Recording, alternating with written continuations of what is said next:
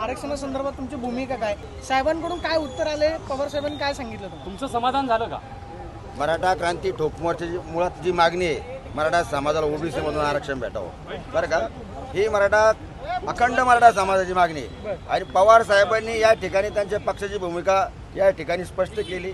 त्यांनी सांगितलं की ओबीसी बांधवांच्या आरक्षणाला धक्का न लागता मराठा समाजाला आरक्षण द्यावं, आमच्या आरक्षणाला त्यात पाठिंबा राहील. पण पवार साहेबांनी या ठिकाणी स्पष्ट सांगितलं की मराठा समाजाला जर ओबीसी मधून आरक्षण भेटत असेल तर बाकीचा समाज या ठिकाणी नाराज होईल.